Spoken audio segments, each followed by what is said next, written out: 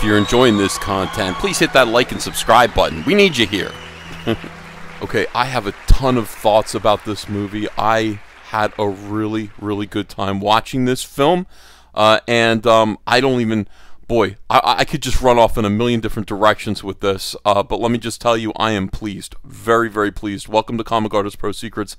My name is Ethan Van Sciver, 29-year veteran of the comic book industry and leading voice in the activist movement known as Comicsgate, pushing back against left-wing intrusion in the comic book industry. You know, because of what we've seen happen to the comic book industry, we've had to create our own space, to create our own comics. And Ben Shapiro has come to the same conclusion about movies. So Daily Wire has begun to produce their own movies. It's a real shame. I kind of feel awful that this is where we find ourselves. Like, a line has been crossed in Hollywood. I think that conservatives and leftists, radical leftists, have always eyed each other warily. But I don't think anybody's ever tried to segregate the other party before. The other belief system, but now that's what's happened. We've kind of been forced out of these creative industries out of complete butthurtedness. I think the left is totally and completely ass mad at this point, and they have found that they have the power to cancel and remove conservative creative people from these spaces. When I say their spaces, they didn't build them; they've just infected them and taken them over. Yeah, it's sad. I mean, you know, Hollywood used to be a politically agnostic place for the most part. Everybody used to sort of put up with each other or tolerate each other or just not even care, not even think about it. But now, this is where we are. And because of that, somebody like GINA CARANO cannot work at Disney, even though she was an extremely popular actress for the Mandalorian TV series. Nick Searcy here I remember him by watching Justified. He was a great character actor on Justified. Boy, was he good in this movie. Okay. All right, hold on, Ethan. Slow down. All right, so what is this? This is a Western grindhouse movie, the type that I think Quentin Tarantino would be proud of having made when he was going through his grindhouse phase. That's what it feels like. For some reason, I was under the impression that because conservatives were behind this movie, that it was going to be kind of, I mean, I hate saying this, but I felt like it was going to be kind of lame. I thought it was going to be kind of sweet, and I thought it was going to be a little bit precious, and maybe with some kind of spiritual message to it. I don't know what I expected, but I guess I didn't expect. I guess I expected Kirk Cameron if he had directed a Western, which is not to say anything mean about Kirk Cameron, but I wasn't expecting this movie to be so balls to the wall, brutal, so awesome, so terrifying, and so much fun. I mean, it really is. Oh my God, there's an explicit scalping scene. There are throats being slit. People are being stabbed. And it is terrifying all the way through. GINA CARANO, great performance. Her stoicism as a mother and wife, protecting her homestead while her husband is away seeking work. And men on horseback show up, mysterious men on horseback who appear to be friendly. They just claim to be, hey, we've been in the saddle for a long time. Can we have some water? GINA CARANO offers her hospitality, but then, offers to cook them breakfast. It's really kind of sweet. And they come in and they seem to be friendly. One of them gives his hat to her boy, and she goes outside to get some eggs and sees that these guys have collected human scalps, and she knows that they're killers. And at that point, she withdraws her hospitality and throws them out of the house, and then a standoff ensues outside of her cabin that goes on for most of the film, and it is brutal. It is terrifying. Now, here's what I really liked about the movie. Her husband goes away, and he's seeking work, but there's no work for him in town. And we cut to see what he's up to. He does stop after not getting any work. He stops and he goes into a saloon for a drink. This is happening while his wife is battling these scumbags, and it turns out, by the way, even the scumbags have dimension. It is Nick Searcy is a revelation in this movie. He is so good as a villain who you hate, but you understand.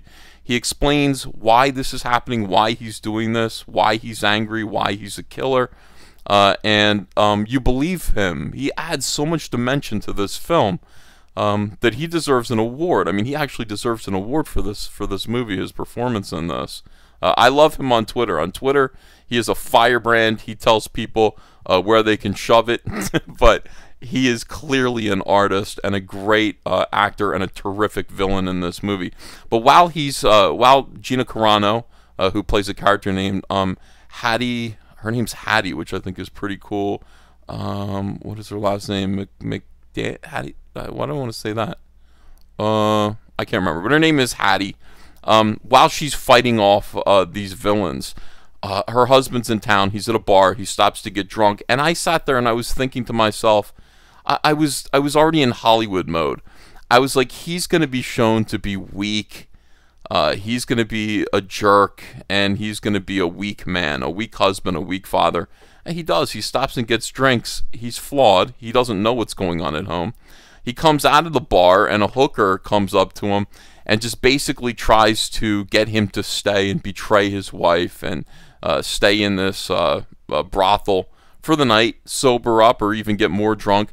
And she's just like, I'll bet your wife doesn't understand you and all this stuff. And I'm like, oh, if this were Hollywood, if this were a Hollywood movie, he would definitely go in there and you would see that men are weak and men are duplicitous and they can't be trusted. And instead he patrols this hoe. He pushes her into the mud. And then he notices that there's a poster of the same man, like a wanted poster of the man who is currently fighting with his wife. He doesn't know about that, and he heads back home again. That strikes a note with him. The movie reveals, I don't want to spoil anything, the movie reveals what that's all about a little bit later, and there's an amazing twist. Everything kind of comes into focus and makes sense. The movie is terrifying. It is a fun hour and 45 minutes long. I never got bored. I don't know. I didn't want it to end. It was so scary. It was so good. What can I tell you? Director Michael Polish, is it Polish or Polish? Hasn't done a movie in a little while. This was a beautiful, beautiful film. Of its style, of its genre. Now, boy, everybody deserves applause for this film. Everybody really deserves applause for what it was. It was a movie that had no agenda except to entertain. It didn't talk down to its audience.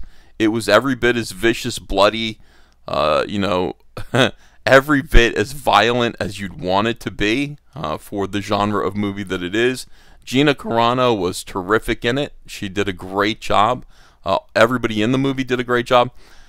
I got to give it an 8 out of 10. If I'm going to rate it, I'm giving it an 8 out of 10. This is a terrific first effort. I know they did a documentary too. I'm going to watch What Is a Woman. I'm going to watch that next. 8 out of 10 for me. And what we're going to see because of a film like this is we're going to see that Hollywood and the media is going to black out any coverage of this film. Already on Rotten Tomatoes, you can see that there are no critical reviews. There may be 3 or 4 critic reviews and tons of fan reviews. I think it's at like an 86% right now on Rotten Tomatoes. Everybody likes this movie, but because it's Daily Wire, because Hollywood is the way it is, they are going to endure a blackout, just like we do at Comicsgate. When we put out a great comic book, when we have success, there's a media blackout. They want to handicap us, and they want to handicap Daily Wire as well. This is, of course, indecent. It's untenable. It is absolute garbage. And all we can really do, I think, is just continue to make great stuff and push through. Historically, this movie is going to be seen as a turning point, in a really dark political time in our culture. Some people stood up and decided to create, in spite of all of the obstacles, to just create great stuff. I'm proud. I'm happy that I subscribed to Daily Wire. I recommend that you do it as well. Did you see this movie? What did you think of it? What did you think of Terror on the Prairie? Boy, I love the desolate, like, snowy landscape. That alone just filled me with dread. Just the fact that there's nobody around and you're just in the middle of nowhere. And yeah, if these 4 guys come up on horseback and you're not home to protect your family, what the hell are they going to do? Fortunately, GINA CARANO and her character Hattie were enough to stand up to the threat. Boy, is it fun! Nick Searcy, standout performance, man, amazing. We do have some amazing talent working for the Daily Wire. Let me know what you think of this movie in the comments below, and tell me what you think about everything surrounding the Daily Wire. Making their own films. Have you subscribed yet? Are you going to subscribe? What other movies did you watch? Did you see Shut In yet? I haven't watched that one. I'll probably watch that one tomorrow and give you a review of it. But we need to support this. This is alternate media. This is, if leftists are going to, force us to do so, I mean, we do have to step up and we have to make our own stuff and then actually support it. So watch Terror on the Prairie. Tell me what you think in the comments below. Please like, share, subscribe to this channel. We're still shadow banned, just like the Daily Wire is shadow banned by the media. We are being shadow banned by YouTube, hidden from non-subscribed viewers. So you're hitting the subscribe button and ringing the bell for notifications will really help this channel to grow. Thanks everyone. I'll see you again soon with another video. The All Caps Comics eBay store is live for all of your non-soy comic book needs. Whether it's Cyberfrog, Starblades, or Rainbow the Brute, ask for it in all caps. Check out the link in the description below. Hey, come follow me on Twitter, @EthanVanSkyver.